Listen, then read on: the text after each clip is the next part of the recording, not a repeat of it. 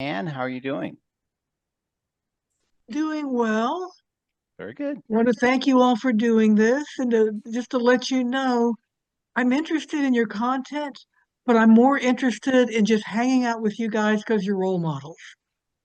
Okay, well, I am flattered. I hope everyone else is equally flattered as well. Thank you so much.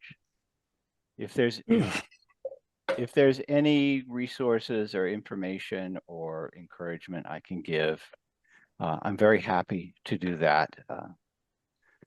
As long as my client list is relatively full and my wife can pay our bills, I will dedicate other time to other things as well. So that's my policy here. Hello, Alex.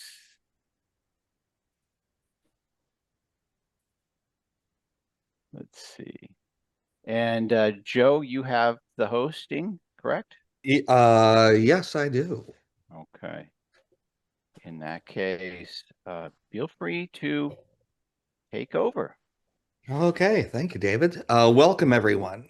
Today will be a lot of fun, and we encourage you all to interact. This is using hypnosis for fun and entertainment. So, with the group we have, I'm sure you have some stories that would be great to share. I know David has quite a few over the course of his career. So here we have David Barron. Please take it All away. right.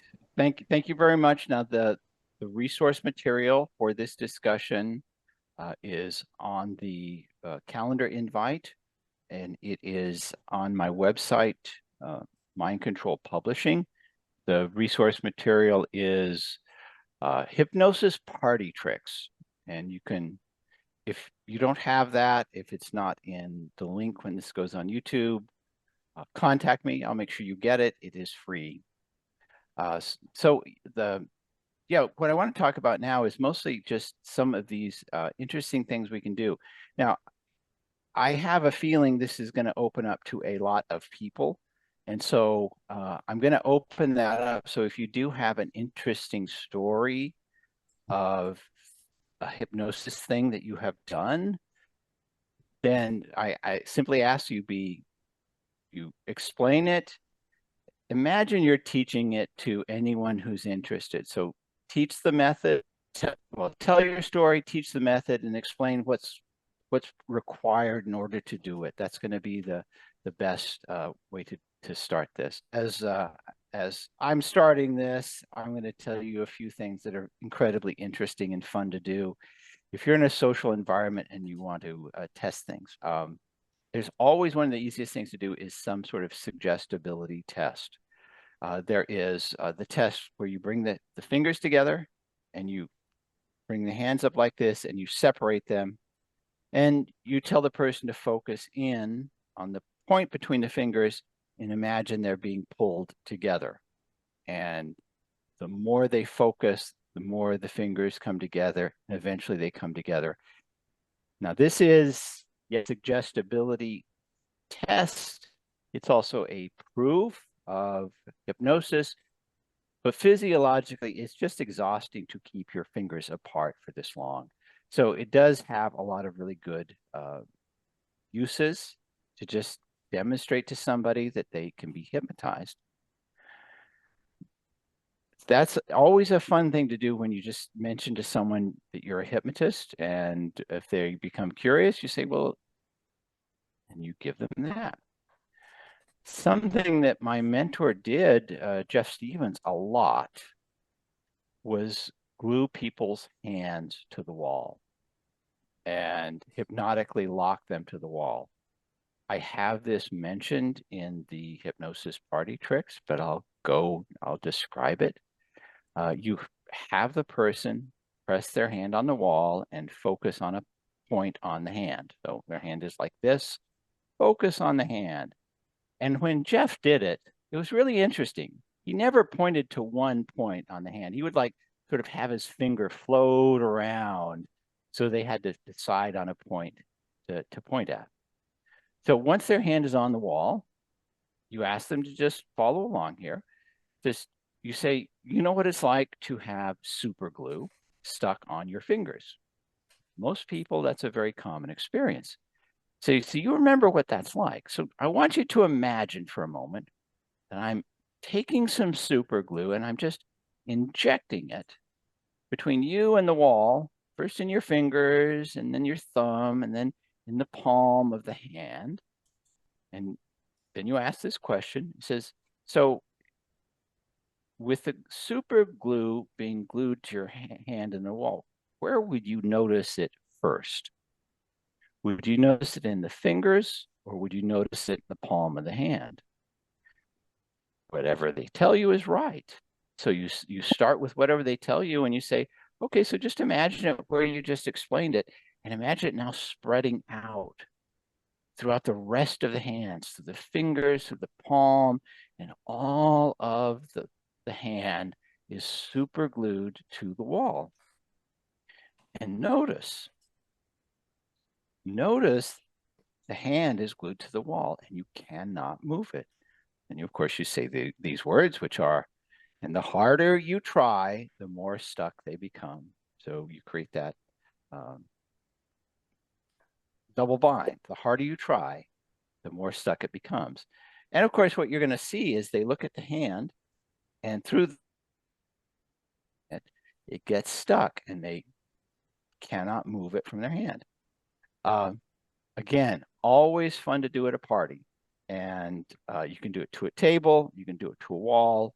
It works incredibly well.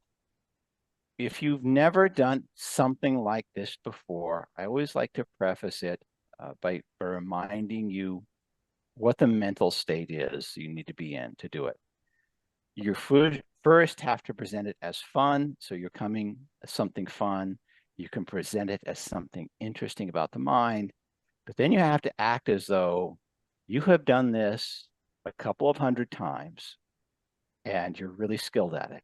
It doesn't matter if this is the first time, you still have to act and behave and speak as though you've done it 100 times.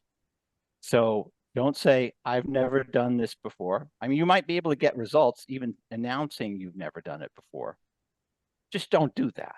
And just say, this is amazing. It's going to be great. So you start with this sense of confidence. Fake it till you make it. Do that 3 or 4 times and you'll be amazed how successful it is. So that's the first version of how to stick someone's hands to the wall. Now, there's also a way of having someone forget their name. And if you go to YouTube and you type in hypnosis, forget your name, you're going to get a lot of really interesting shorts. This will work on some people. It's good to choose the right person for this particular one.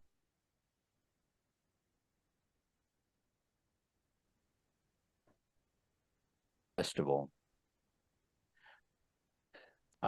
Going back to what I've learned from, did someone say something? Yeah, I'm sorry to interrupt. You cut out there for about 5 seconds. So if you could start over. Okay. Yeah. Well, I'm talking about going to YouTube and looking how to forget hypnosis, forget your name. You'll get a lot of really good resources. And I wanted to talk about something I learned. Again, we go back to something I've learned from Chase Hughes about how to pick really, really good hypnosis subjects.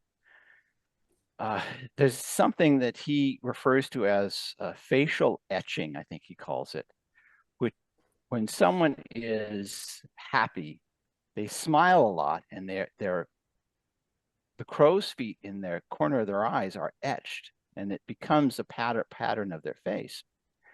Likewise, if someone is angry, and it would seem I might be angry a lot, they get this angry look and you see the muscles here forming a lot of recess. So there's an etching of creases in the face here. For people who are skeptical, they do this thing where it's like, they sort of wrinkle their lower eyes up. And so what it does, it creates a fold in the eyelids. And if you look for people who have just the most even eyelids under a lower eyelid, with no folds on it. They tend to be the most suggestible. I'm sorry, did someone say something? Okay, I'll continue. They tend to be the most suggestible. And so in all of the videos I've seen of someone telling someone to forget their name, they got some really good subjects. And that is true. If you notice, if you're able to look under their lower lids, they have very smooth lower eyelids folds. But the process is pretty simple. There are a couple of ways. Here's the neurolinguistic programming method to forget the names. And it goes like this. You have someone and you ask them their name, and they tell you their name, and you say, that name, where do you keep it? Do you keep it in your mind or do you keep it in your brain? Doesn't matter what they say. They tell you, well, I keep it in my brain. And they say, okay, well, where do you feel it's located? And you point to their head and maybe touch it a couple different places. Where do you feel it's located in your brain? And they will tell you where it's located, where it feels like it's located. And so you say, okay, I agree. This is interesting. So I want you to notice it's located right there where you said. And just notice what it feels like when you move it to the other side. And tell me when you've done that. And they will nod their head and says, okay, now move it back to the back of your brain and tell me when you've done that. And they do it. And now move it out in front of you right here. And so let me just for a moment take that and let it go up and up and up and let it flow away. And notice now it's not in there and you can't find the name. And you ask them, what was your name? That's how I phrase it. What was your name? And in that moment where they're thinking about it, in order to confuse them further, you interrupt that and you say, take your time. And so that breaks their search, and then you start searching again, and the search is entirely broken from this point forward. And again, it works incredibly well. I have done it successfully. I have done it unsuccessfully. And I think it has to do with the situation and the skepticism of the people that I've worked with. It's doing all of these things work really well just to sort of establish yourself as a hypnotist and that you can do interesting things. Okay, so has anyone else done a version of either one of those things, forgetting the name or sticking your hand to a wall? Yeah, I've done something similar to that, except I call it the holding the candy bar. And the main reason why I use it is to highlight how much more powerful the imagination is as opposed to willpower. And it's really quite simple to do if you want to follow along with it. And if you're watching this on the YouTube repeats, don't do this in a moving vehicle or while operating heavy machinery. Do it in the comfort of your own home. And what you do is you take your two hands and you hold them about 3 or 4 inches apart. And imagine that between the palms of your hands, you're holding your favorite bar of chocolate or candy. Okay, it doesn't matter what it is, it's your favorite one. Okay, now in a moment, but not right now, I'll give you an instruction to follow. But while you're waiting, just imagine that you are holding the ends of that candy bar between the palms of your hands with just enough pressure so that it doesn't drop and not too tight that you squash it. And while you're holding it, just remember the first time you had that candy bar and how nice it was. As you can just feel it just pressing gently into the palms of your hands. Okay, clap your hands.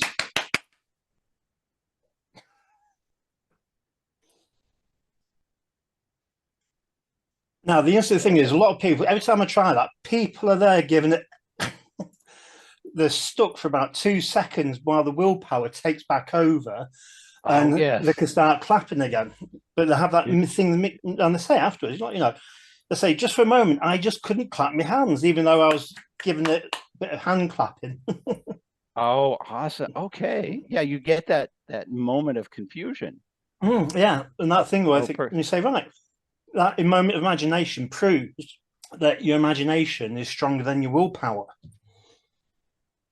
That's excellent. And I the like amount of that. skepticism it can get rid of in the space of about 30 seconds is better than any 20-minute PowerPoint presentation you could ever do. Thank you. That was great, Graham. I appreciate that. Very good. Oh, Everybody, Alex. please feel free to use it. Yeah, yeah, everyone steal if I give it out, it's not mine anymore, it's yours. So it's gonna have to apply to everyone here. Yeah, Alex, indeed. you had something you wanted to contribute. Yes. The first real demonstration that I gave was a couple of years back. I was just more or less starting as a hypnotist, and I'd set up shop more or less in a comics book store. I'd previously been in the university where I was a student, but then the local Christian community decided that hypnosis was demonic and they didn't want anyone basically muscling in on their mafia territory. So I got kicked out and the takings in the pub dropped by about 2/3 within a week. So anyways, beside that, I turned up in the comic book store. I was walking in one day, cold, miserable Wednesday, and there was a group of people, and two of them, one of them is the owner of the store and one of his friends, and they were playing imaginary tug of war with each other. There was no rope or anything between them. They were literally just doing that with bare hands. I just cut straight between them and I just went like that, and they flew backwards to the opposite corners of the store. So, yes, the suitable example of revivification and that whole stuck hands sort of effect, except that it was more like all of a sudden they were like poles of a magnet. Yes, excellent. That's perfect. That's perfect. What's interesting about this is most of the things that I have learned that I put in the Hypnosis Party tricks, you can find on YouTube, and it's really interesting. The one that, if there's anyone here who has done stage hypnosis, I remember seeing the amazing Kreskin do his hypnosis act in the way back long ago. And he did this one thing that I also saw it utilized, and it's really simple. It just, it's really priming the mind. And this person did it in stage shows, but I've done it conversationally as well, which is I just talk about the word forget. And it starts off with the simple phrase, forgetting is a natural state of mind. So have you ever noticed how there are times when you put your keys down or your cell phone and you reach for it and you realize it's not there? Forgetting is a natural state of mind. Or maybe you go into the supermarket and you come out and you think about your car and you're completely lost and you realize forgetting is a natural state of mind. Or there's always this one time where you meet someone someone you've talked to, and the name is gone. Forgetting is a natural state of mind. What was your name? Take your time. And that was how it goes. And this guy, he would say, he'd be in a stage show and he'd take the microphone and say, what's your name? Take your time. And the people would freeze. And I saw Kreskin do that. I've done it a couple of times conversationally. I did it with a friend in the passenger seat of my car. And he was like, oh, this is weird. This is incredibly weird. There is a phrase that I hear among hypnotists, which is all hypnosis is self-hypnosis. My automatic response to that is, well, if all hypnosis is self-hypnosis, can you forget your own name? And that was a very cheeky, sarcastic comeback to that phrase, until I actually used this process on myself and forgot my own name for a brief moment. And what I did is I did the very same process I described, but I did it from the perspective of the person it's being spoken to. And I went through every one of the steps of someone talking about forgetting and what it's like to forget. It's a natural state of mind. And then I asked myself, what was my name? And I thought, this is very uncomfortable. This is weird. And I know I could find a name, but I had to experience this momentary blankness. And I stayed in that for about a minute or two until I realized, okay, I'm done. I can get out. And I managed to find my own name. So it is possible. And I don't know if anyone else can do this as quickly as I was able to. I certainly want you to experience it. But it is possible to do something like that, to forget your own name. I think you'll notice it's comfortable. That's the thing that I noticed about it. I'd love to hear any sort of responses if anyone has done something like that. All right, is there anyone else? Anyone else have any contributions here? Joe? Dave, okay. I'm a bit embarrassed to bring this one up, but about forgetting the name. This proves that hypnosis exists all around us, even when we aren't cognizant of it. When I had started, there was this gal I had started dating, and her name started with the same letter as my wife. And a dear family friend, said, "Oh, here you're dating someone new. What's her name?" And I told her, and she goes, "Oh, you better not make the mistake of calling her, my first wife's name." Now, I'd been dating this gal for about 2 or 3 months, never been an issue. That night when I saw her and spent the weekend with her, I think I called her by my first wife's name about 8 times. Oh, And what it just kept compounding.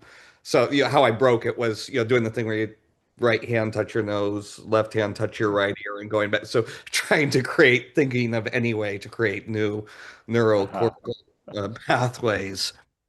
One of the other things that I use this as a party trick, I also use it to set an instant reinduction trigger if it's going to be someone I'm going to be working with. Mm-hmm. So it works out perfect. Here I have a deck of cards, and I'll just show you. It will be the 6 of spades that you choose. I'm giving away this, but just say stop at any time. Stop. Right there. Good. The free choice there, David. Now, as you look at that, just remember it. So now that I've done that, I do any induction I want. Usually it's either, looking at the fingers, or I'll just have them stare at their hand, and as it moves closer, they drop into trance. Yeah. I'll use that to say, okay, now just focus on your card, picture it, and send that image to me. So right there, I'm able to come up with, and you have sent me the 6 of spades. So it proves you're in trance. And then why not take advantage of setting, the instant reinduction trigger? So when we do work together, it's like getting an extra, 3 or 4 minutes. Oh, that's perfect. That's excellent. Again, I'm doing this. I'm recalling all the times I've messed with people's minds and had fun with it. And I go back long before I actually started seriously studying hypnosis. And I was with my sister, and I have a twin sister. So I was with my twin sister and her girlfriend. We were all in college. And in retrospect, I was doing a hypnosis process with her. And I talked to her and I said, do you notice when you think about how you speak, it becomes much harder to talk? And she started to mumble and over enunciate her words. And I said, and I said something to the effect of, and no matter how hard you try to change it, it just gets worse and worse. And she just started to do that. And it was just that simple. And I'm mostly just having fun. So again, you can do this in all sorts of different, on all sorts of different areas. Okay, is there anyone else? Okay. Sorry to interrupt, David. When you said about getting your sister's friend to not be able to speak properly by making her think about it, would you be able to get somebody, maybe if they stood up, to forget how to walk by following the same sort of methodology? Oh, I've never done that, but I would use the very same process. Just have them overthink walking. Yeah. Yeah, that's a very good point. You could easily do that. We were sitting at a bar at the time, and so the setting didn't allow it. I could have After a few truly days, you forget how exploited to walk that. normally. Yeah. This is one of the situations I could truly have exploited in the most evil way, but I forgot to do that. All right. So, I've is got there a anyone? question. Yes, Anne. Yeah, okay. If you're doing these at a party, do you normally do a hypnotic induction first, or are these tricks an induction in themselves? I would normally do them as an induction in themselves. They're done. You do them with a sense of fun and a sense of confidence, as if you've done this a couple hundred times and you just want to show someone something that's incredibly interesting about their mind. So that's a great opener. You say, I'm a hypnotist. If their eyes go, oh, really? You say, yes. Can I show you something about how your mind works? And that's the whole setup. Does that answer your question, Anne? Yes. Okay.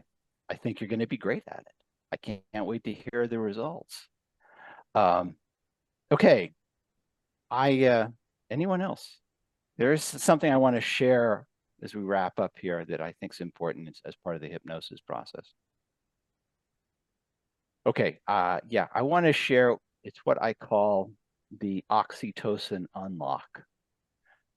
Oxytocin is a chemical in the brain that is particularly strong when there's creating a link between people. So mothers have huge amount of oxytocin to their children. If you have pets and you love them, you are generating a huge amount of oxytocin. So it's a very strong chemical. It affects our behaviors profoundly. For those of you who do hypnosis practice, this was done with a hypnosis subject. I've done it a couple of times since then, but actually I've done it several times, but I realized what I was doing recently. And that is, there's a point after I was working with somebody on the whole thing of self-esteem and the sense of self-worth and the sense of belonging and feeling worthy. We had a really good session on those points. And so the session ended. My client was feeling very good. And I asked her, do you have any children? And she said, yes, I have 2 adult sons. And I said, you remember that moment when you're holding that newborn in your hand and you realized you loved them so much that you began to cry? And she started to tear up, and I started to tear up at the same time. And she said, yes. I said, that is how much you have to love yourself. And she got it.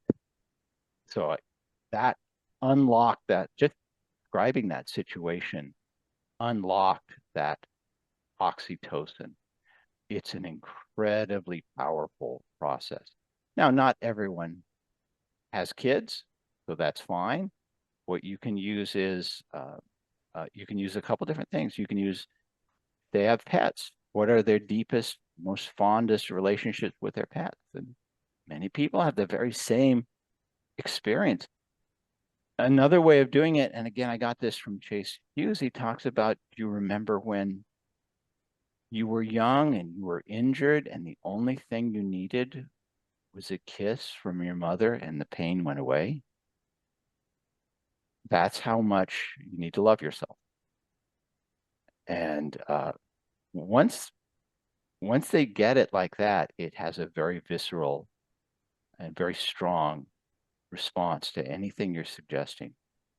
So I want to encourage you to do this. Now, another thing, again, this is another process that's very useful, is when someone has that very positive feeling, that change that they've been asking for, and you're doing hypnosis, I ask them to notice what it feels like and notice how good it feels. I ask them to place their hands on their chest and feel this feeling and say the words, I deserve this. I deserve this. I deserve this. I deserve this. That has a whole neurological thing.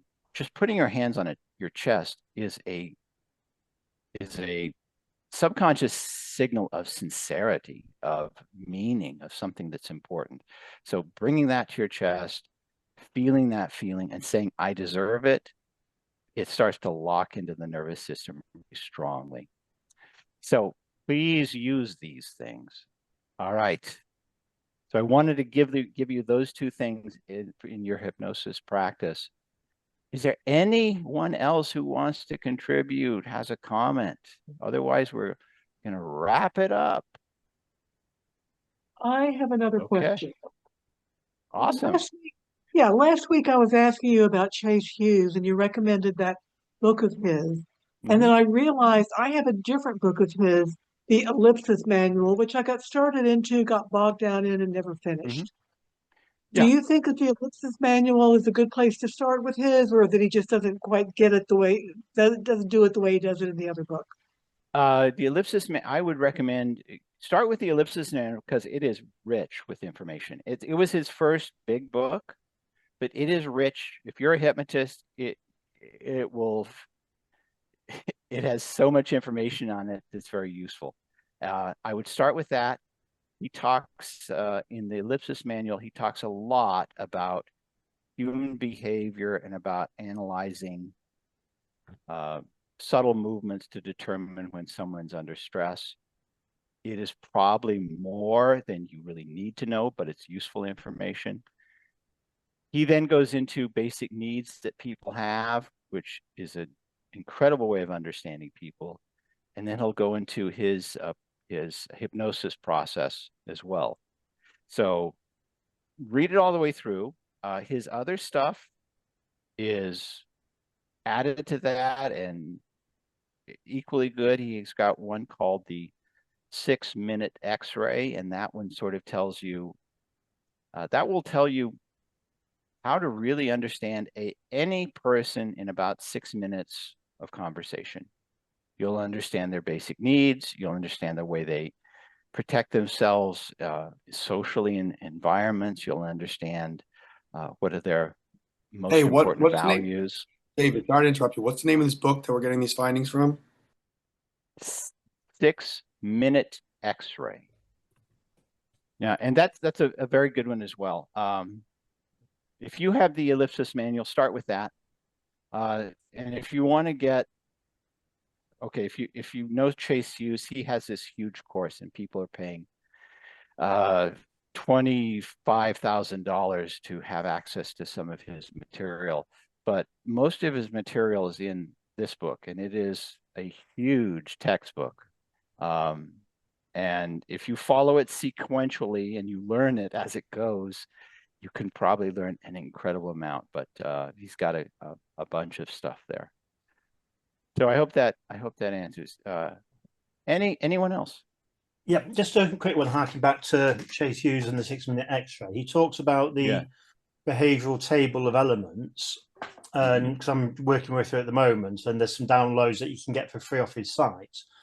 And I was looking at the table, and down the side it's got little things like, supporting behaviors and contradicting behaviors with the letters next to it. And I was sat there for ages trying to figure out what they are, because he's got the little key for all the rest of it. And I sat there thinking, what do all these letters mean? What do all these letters mean? And after about an hour, when I weren't thinking about it, I thought, of course, it's the other elements in the table he's referring to. Of course, by which point I sent an email off to the help desk saying, what's all this about?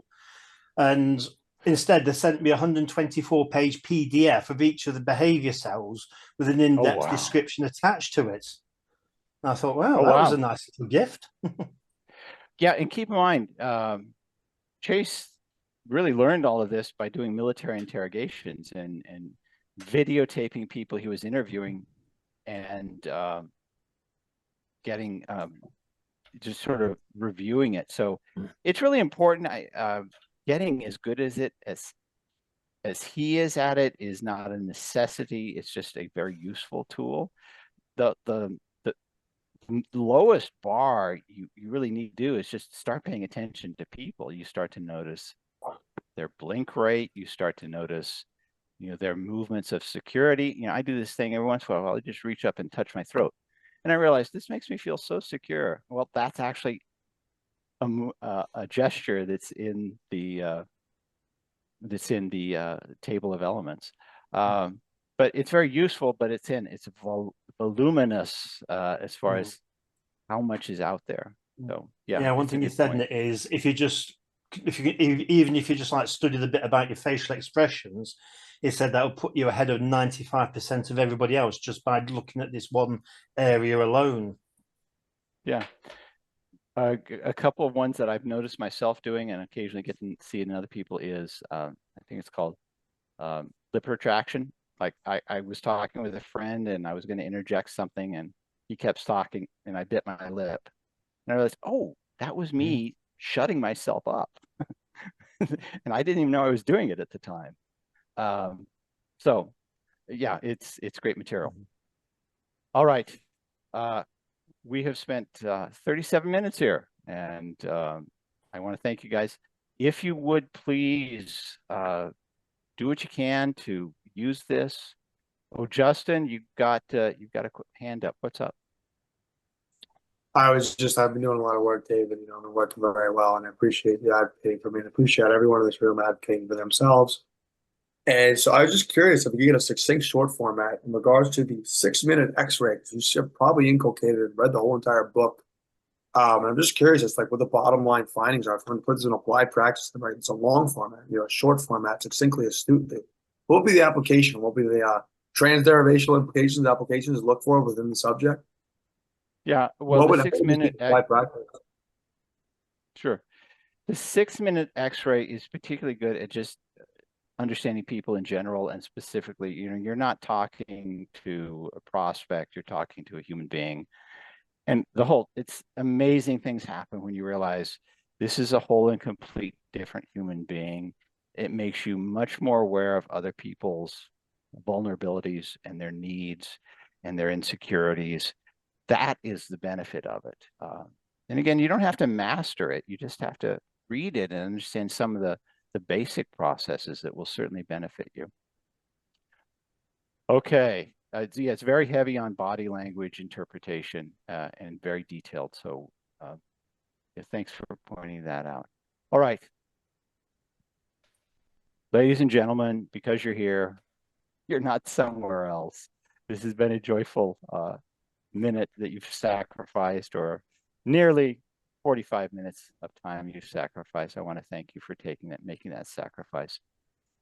Next week, I have no idea what we'll talk about, but you're welcome to email me and we'll find a topic and we'll go from there. So guys, take care. Please take care. Have a great week, everybody, and thank you for take care, everyone. hosting this. So long. Have a great weekend. All right.